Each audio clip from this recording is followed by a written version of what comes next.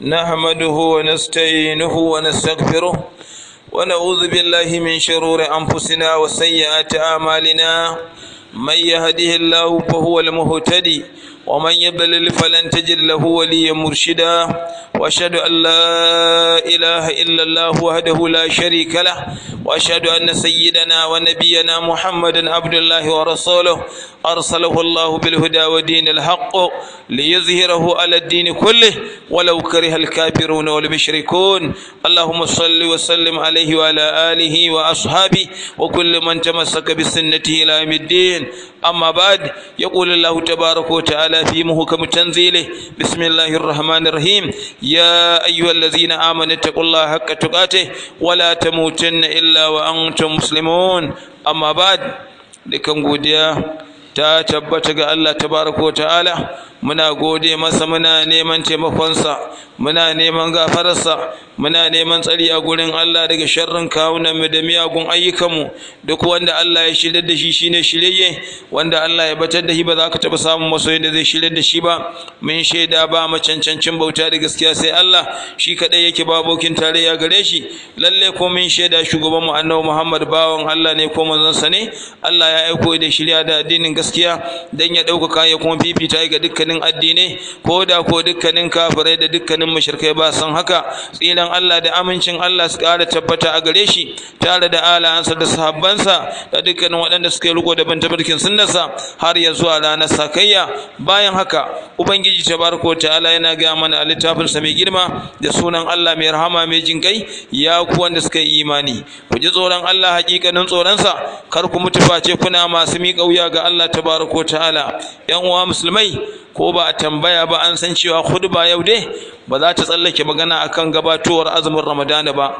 da haka wannan babban bako mai karamci mai girman daraja wanda yake cike da albarkoki da alkhairai baki daya wato ainihin da zahirinsa da badininsa ya tinkaro wato wata mai albarkoki wadda ainihin yake ainihin rusa dukan sha'awoyi da son zuciya da nuku-nuku yan uwa musulmai da kasala to watan ya tinkaro domin an kewaye aljanna da abubuwan da zuciya ba ta so da haka shi azumi likulli shay'in babu wa babul ibadatu as-sawm kowanne abu yana da kofar da ake shigarsa baka ganin mace kawai a titi ta zama matarka baka zama sarkin gari ba a nada ka ba baka ba hanyar da kuma za a nada ka ba ba za ta iya yiwa kawai ka zama manomi baka yi noma ba baka san yadda za ka yi noma ba da haka baka daukar yadi ka sa a jikinka ya zama riga sai an ba hanyar dinki yan uwa musulmai ba za a je Kano ba sai an ba hanyar Kano in mutum zai tafi Maiduguri ya san hanyar ta yan uwa musulmai wanda ba shi da lafiya ya san gunda ake neman magani komai yana da hanyarsa inji annabi Muhammad sallallahu alaihi wasallama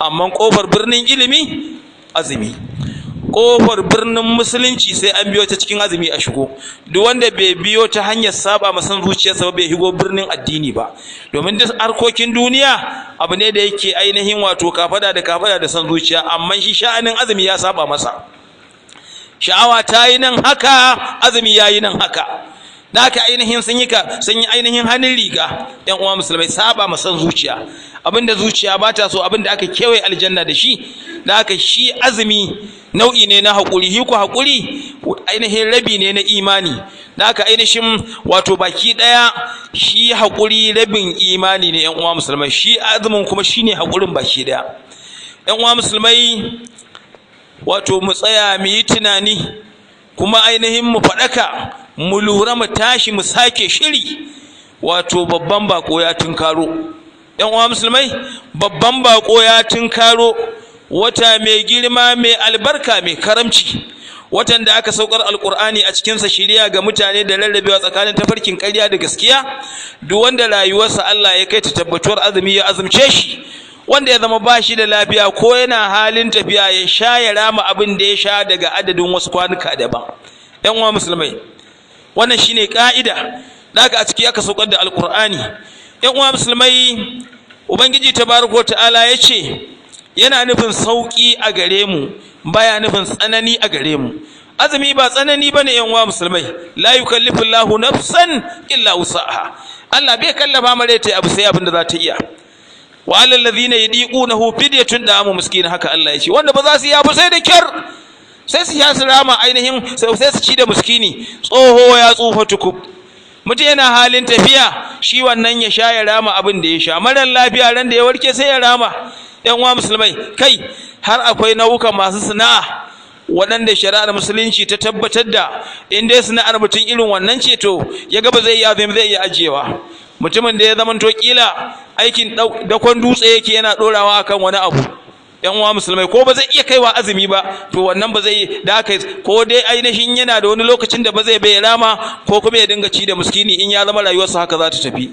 Marar lafiya rahin lafiyar da ta zamanto ba a tunanin warkewarta a iya fahimta, ba wai ba za ta warke ba ne, babu cutar da ba ta da magani in ba tsuha da mutuwa ba, in ji annabi Muhammad sallallahu alaihi wasallama. To amma ana iya fahimtar dan adam, likita ƙwararre zai iya ganin wannan tana da wahalar warkewa, to yi wannan ma sai mutum ya koma ciyarwa ƴan uwa musulmai. To da haka Allah yana nufin sauki a gare ku, baya nufin tsanani a gare ku, don ku cika adadi kuma ku girmama Allah ga abin da ya shirya da ku, ko za ku yi godiya. Wanda bai gane sirrin azumi ba a tsanani yake kallon sa, a wahala, a tashin hankali, zai daina cin abinci, zai daina shan abin da zai sha. To amma mu saba masan zuciya ne, kuma da alkhairi gaba ɗaya a musulunci a saba masan zuciya yake. Ita dama ainihin musulunci sun yi hannun riga da san zuciya, wannan shine ka'ida.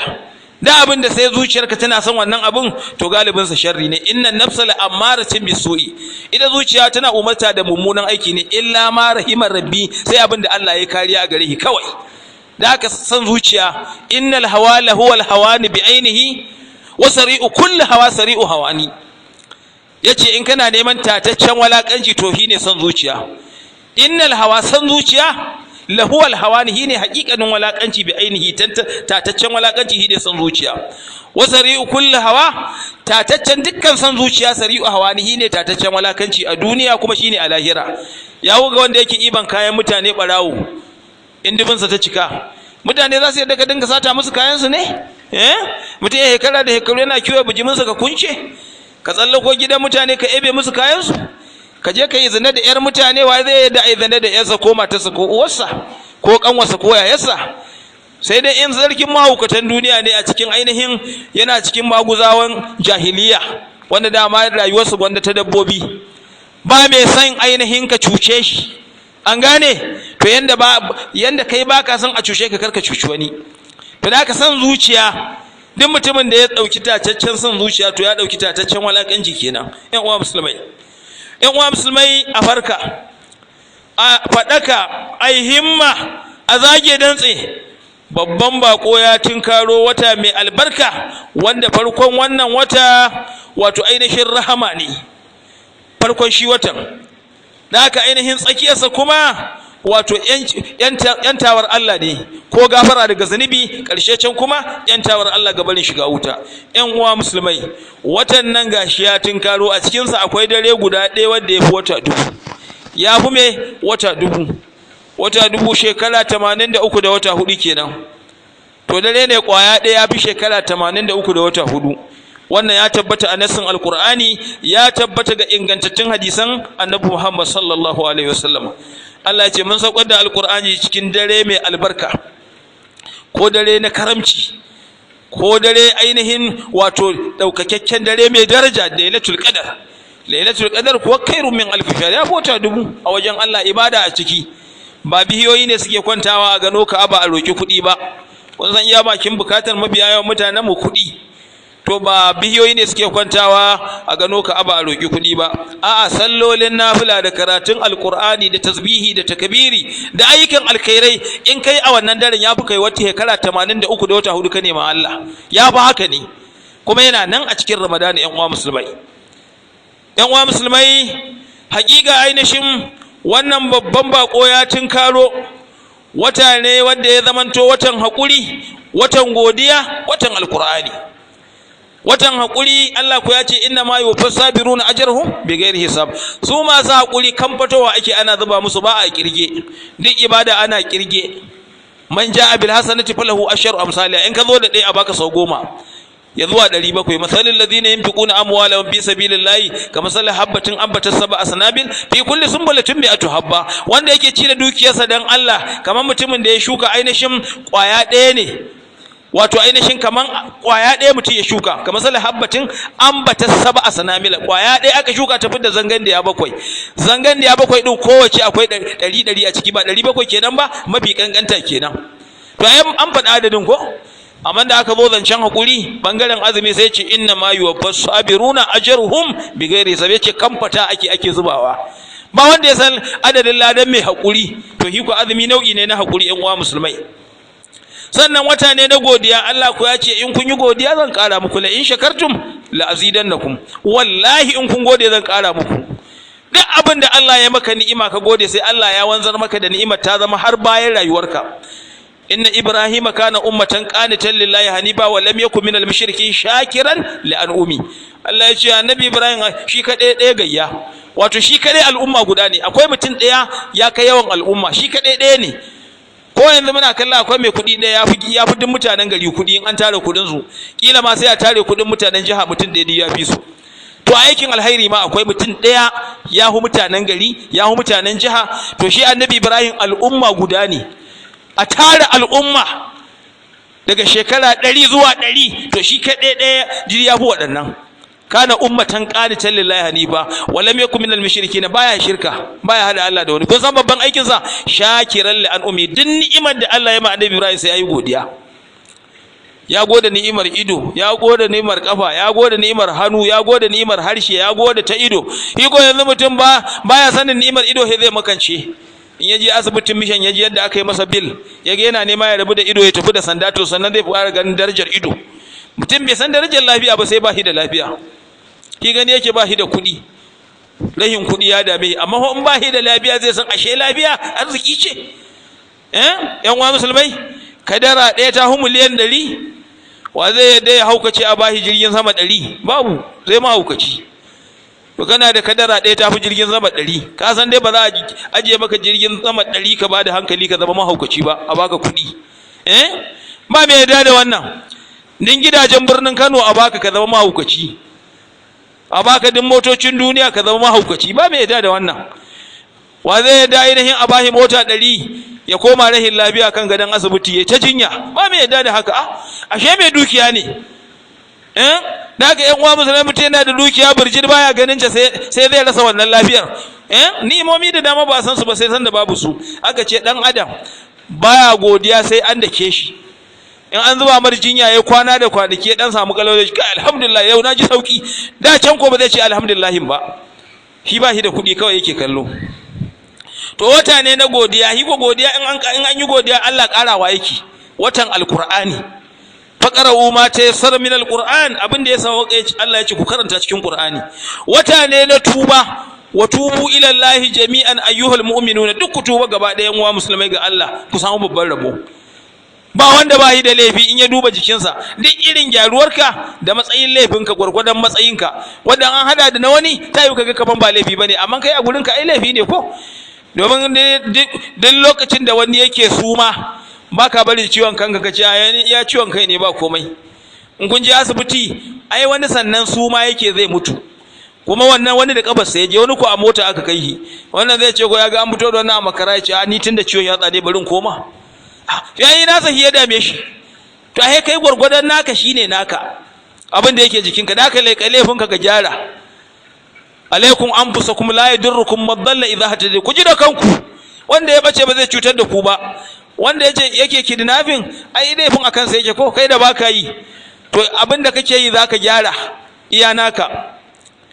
Wata ne na komawa ga Allah, wa nibu ila rabbikum wa aslimu lahu, ku koma ga Allah ku miƙa wuya gare shi, min qabla an yatiyakum al'azab, tun azaba bata zo muku ba, sun malatun saruna nan da babu taimako. Wanda bai ba Allah ba sai da aka kama hiba sauƙaƙa masa. Wata ne na istighfari, wa anistaghfiru rabbakum summa tubu ilayhi, ku yi istighfarin Allah koma gare shi, alhairai su budu. Istighfari ba na baki kawai ba, istighfari a harshe, a zuci, a aiki. فقلت استغفروا ربكم انه كان غفارا يرسل السماء عليكم مدرارا ويمددكم باموال وبنين ويجعل لكم جنات ويجعل لكم انهارا. kaji yadda istighfari yake. Nace ku istighfarin ubangiji mai yawan gafara ne, ya sako sama ta zubar muku da ruwa, ya kare ku da yaya masu biyayya masu albarka, ya sanya muku koramu, ya sanya muku ainihin rafuka, ku yi ta samun albarka sama da ƙasa. walau anna ahlal qura amanu wattaqaw la fatana alaihim barakatun minas sama'i wal ardi kenan albarka sama da ƙasa sai an koma ga Allah amma ana laifi to wannan ainihin ukuba ce sai dai abin da Allah tabaraka ta'ala yake dan sauƙawa kaɗan amma da Allah yana kawo mutane da laifukansu to na rantse da Allah babu mai taka a doron ƙasa a yanzu haka irin wannan ƙasar tamu a yanzu akwai gidan yankan mutane in kana son hanta ta mutum akwai farfesunta akwai ta kodar mutum akwai ta zuciyar mutum akwai farfesun kafar mutum kuma duk a cikin ƙasa irin wannan tamu ana nan gidajen ba ɗaya ba biyu ba kuma ba wanda ya sai hana masu yin suna nan suna yi kuma a ƙasar ake kaji an ce mutum ya bata har abada ba ku ƙara samun sa an je an yanke shi kaman akuya to yanzu wannan laifin za a fita wannan kai ka zauna a doron ƙasa ai ba za ka rayu ba in dai laifin masu laifi za a bi da Allah yana la'akari da wanda suka saba masa to da haka yan uwa musulmai wata ne mai albarka watan sadakoki watan taimakon juna watan ciyar da abinci wa yudimuna ta'ama ala hubbihi miskinan wa yatiman wa asira inna ma nudimukum liwajhi llahi la nuridu minkum jazaa'an wala shukura kaga a ci da miskini da maraya da mai bukata amma muna ci da ku dan Allah ne ba ma nufin ku ce kun gode ba ma nufin sakayya ba biki bane shi manzon Allah baya biki ka bayar in an kwambi a baka wala tamnin tastakthir kar kai kyauta dan ta kare annabi in ya baka dan Allah inna ma nudi mu kullu wajhi llahi dan Allah ba sai ka ce ka gode ko ka gode ko kar ka gode wa ake sanya gode Allah shikenan to da haka yan uwa musulmai wata ne na ciyar da abinci ubangiji ya zabi wannan wata a sauran ainihin watanni baki daya guda 12 nan a duk littafin Allah ciki suka sauka an saukar da ainihin sufi Ibrahim takaddun annabi Ibrahim da aka bahi zuwa ga al'ummarsa ranar Ramadana ta farko aka bashi a taurar annabi Dauda kwana hida Ramadana ta zo ta linjila ta annabi Musa ta annabi Isa 13 ga Ramadana zaburar annabi Dauda 12 ga Ramadana alqur'ani 24 ga Ramadana duk littafin Allah ciki suka sauko jama'a wata ne wanda ya dole da hi to shine watan albarkoki amma wanda yake kallon sa watan yunwa watan ihirwa to hi wannan bai gane matafiyar addini bane dan uwa musulmai da haka ubangiji tabaraka ta'ala ya sanya azumin safarilla na fulfulin sa karuwar kusanci ga Allah farkon sa ainihin rahama tsakiyar sa gafara karhe yanci ga barin wuta Allah ya ce ya ko da suka yi imani an wajabta muku yin azumi tamkar yadda an wajabta ga wanda suke gaba gare ku kowa da irin nasa wanda ya zama bashi da lafiya ko yana halin tafiya ya sha ya rama abin da ya sha daga wasu adadin kwanaki daban ya ce ainihin wanda suke iya yi da kyar tsufa ko dan jinyar da ta kasa warkewa to sai kenan sai su dinga ci da miskini ya ce wanda ya ƙara nafilar azumi banda ramadana alhairi ya makansa ya ce ku yi azumi alkhairi ne gare ku da kuna da sani manzo alaihi salatu wassalamu da ramadana ya zo shi ya ce to jama'a gashi wannan watan ya zo muku watan da akwai dare guda ɗaya ko wata 1000 a ciki yace duk ba wanda ake haramta ma alhairin wannan sai marahin alhairi da haka ainihin wanda ba shi da alhairi a wajen Allah ya rasa alhairin Ramadana ɗan uwa musulmai hakika Imam al-Bukhari da Muslim sun fidda hadisin Abdullahi dan Abbasin ma'aikin Allah Annabi Muhammad sallallahu alaihi wasallam duk duniya ba wanda ya kai manzon Allah kyauta shi dan saboda tsabar kyauta baya iya kwana da kuɗi kaga kai yanzu ba a ce karka kwanta kuɗin ka na halas ba amma wallahi annabi baya iya kwana da kwabo saboda tsabar kyauta wata rana ya shiga gida ya kasa bacci ya juya ya tahi ya Aisha ta rasa me ya hana manzon Allah bacci aka duba aka tankade aka daga gado aka binge can sai ga wani sisin kwabo tare da ya fado yace to ashe ga hinan sai ya bada shi sannan annabi ya iya bacci ba zai iya ba shi ko dukiya ta kai yawan garin jigawa annabi zai rabar da ita ran nan to kai zaka iya wannan ba zaka iya ba da haka wannan ya ga sahabbansa da masu kwana da kudi amma shi da ya zama shine shugaban farko da ƙarshe shi baya kwana da kowa sai Allah a zuci manzon Allah saboda shi dukiyarsa duk takan mata sace domin dalili lillahi mulkus samawati wal ardi duk abin da yake sama da ƙasa kayan Allah ne yace he na kwanda wani abu to imanin sanin wannan ya ratsa zuciyar annabi ba irin yadda ya ratsa zuciyar mu ba kaga kai da gonarka da awakinka da shagonka ko da sijarinka ba a hana ka ba laifi bane in ba na wani bane amma annabi baya kwana da kwabo ya fi kowa kyauta aka ce to amma duk a matsayin da yafi kowa kyauta, mafi yawan kyautar a Ramadan da yake yin ta, kuma lokacin da Jibril ya gamu da shi ya karanta mar Qur'ani, kowanne dare Jibril yana zuwa yana karanta manzon Allah Qur'ani. To in ya gama karanta mar Qur'ani ya tafi suka yi ban kwana, kyautar annabi aka ce ta fi rihil mursala. Ka san rihil mursala? Gari yana daure dam, babu iska ko kaɗan, ko ganyen bihiya baya motsa, an ko ana tsakiyar zafi, can da asuba sai ka ji an saki gari gaba ɗaya, iska ta ratsa gidan kowa. To kyautar annabi ta fi haka. Rihil mursala sakikkiyar iskar asuba bayan daurewar gari, to kyautar annabi ta wuce nan. Idan Jibril ya zo gurinsa ya karanta masa alkur'ani, yan uwa musulmai. To haka yan uwa musulmai, watan ayyukan alkhairai gaba ɗaya da addu'o'i da zikirai, tasbihi da salatin annabi duk gashi ya zo, yan uwa musulmai. Kuma wata ne hakika da Allah tabaraka ta'ala ya bibita yi a bisa ainihin sauran watanni baki daya. Duk musulmi baki daya a cikin Ramadana a kullun dare da yuni yana da addu'a guda ɗaya da aka bashi kyauta ya roƙa a bashi. Sai dai in yayi gaggawar, shi iya fahimtar sa yake gani, domin kai abinda mafiyayan mutane suke zaton amsa addu'a kawai su ga kuɗi. To amma shi ta addu'a ba haka take nufi ba, shi Allah yana baka abin da ya fi maka alkhairi ne, shi kuma ya san me alkhairi a gare ka. Watan albarkoki da alkhairai da salloli ya zo jama'a. Imam al-Bazzar da Ibn Kuzaima da Ibn Hibban lafazin ma nasa ne, hadisi tabbatacce ya zo shi. Manzo alaihi salatu wassalamu wani mutum ya zo gurin sa ya ce, ya Rasulullah, idan ka bani labari, idan na shaida na tabbatar ba macancancin bauta da gaskiya sai Allah, kuma na tabbatar kai manzon Allah ne salloli 5, na fidda zakka ga abin da nake da shi, ne azumin Ramadan ne nafilar cikin sa, a cikin suwa nake? Yace kana tare da siddiqai da shahidai. Yigo Allah ya ce kaga fa ulaika ma allazina an'ama Allahu alaihim minan nabiyyin was siddiqin was shuhada'i was salihin, sai ce wa hasuna ulaika rafiqa. Ya ce wanda ya zama da annaba da shahidai da siddiqai, ya ce kana da abokan da suka wuce wannan? Babu. Ka zama ainihin makocin annabi, makocin shahidai, makocin sahabbai a cikin aljanna, kai ba sahabi ba. Ai kun sani akwai dan sandan da bashi da igiya, amma kuma idan aka yi mar wani promotion ko kuma aka yi mar wani posting din sai a tura shi fadar shugaban kasa ma. Ba sai a waye gari inspector general wani abin sai ya bi ta hanyar wanda yake saje ne ma, saboda kusancin wannan fadar shugaban kasar. Wanda yake fadar shugaban kasa ko dan sanda ne yana kusa da inspector general, to IDPO na wani gari ya bi ta gun wannan din, kuma kasa da hiya igiya yake, saboda darajar kusantakar makotakar gurin. To waye kai darajar makotaka da annabi da annaba da shahidai da siddiqai? Allah ya ce wa hasuna ulaika rafiqa, ma dalla da abokan zama waɗannan. Yan uwa musulmai, haka yan uwa musulmai, watan tsoron Allah da ninninka ayyukan lada da yi dan Allah gashi ya zo. Imam al-Bukhari ya fi da hadisi tabbatacce da Imam Muslim, Annabi sallama ya ce Allah da kansa ya ce duk aikin dan adam nasa ne, domin ta yiwu yana yin sa ne wani zai iya gani kana sallah ba abin da ya kai girman sallah, amma wani yana kallon kana sallah, ko in baka yi sai a san baka yi. Wa ya san wa yake azumi ko wanda baya azumi, ko baya yi baka sani ba.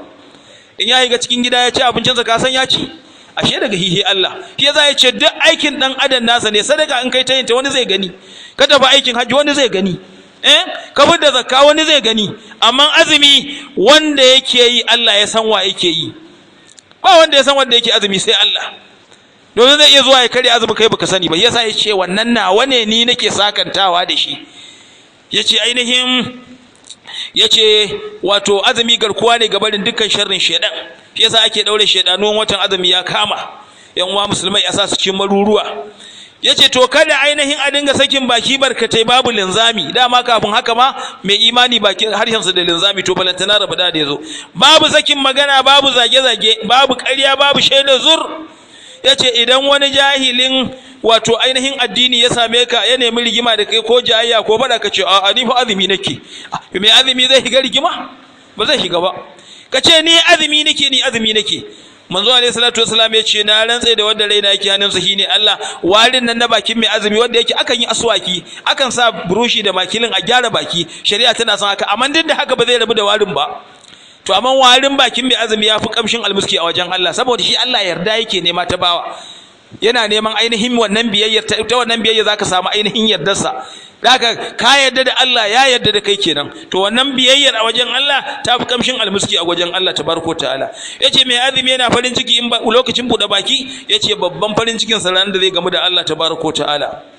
kowane dan adam muna lazamta masa abin daukar aikin sa auyen sa za mu tar masa da hilan kiyama littafi budadde ka karanta littafin ka yi hisabi a yau wanda ya samu alkhairi gobe kiyama ya godiya ga Allah wanda ya samu wani haka to kada ya zargi kowa sai kansa Allah da mala'ikun suna salati ga Annabi sallallahu alaihi wasallama ya ku wanda suka yi imani ku salati gare ku taslimi Allah kai tsira kai albarka bisa bawan ka manzon ka Annabi Muhammad tare da alayansa da sahabbansa da dukkanin waɗanda suka yi riko da bin tafarkin sunnar sai zuwa na sakayya Allah ka yarda da halifofin manzon ka hudu da Abubakar da Umar da Uthman da Ali da sauran sahabban manzon ka tare da mu da kyautar ka ya ubangin talikai ya Allah ka dauka musulunci da musulmai ka tsantar da kafirci da kafirai ka rusa makiya addini ka taimaki bayan ka masu kadaita ka ya Allah ka bawo mai kyau a duniya mai kyau a lahira ka tsare mu azabar wuta ya ku bayin Allah Allah yana umarta da yin adalci da kyautatawa da kula da haƙoƙin makusanta da na nesa ubangiji ne muku abi ko za ku astu ku ambaci Allah mai girma da kuka ya ambace ku gode masu tari nimar da ya muku zai ƙara muku lalle ambatan Allah shi ne mafi girma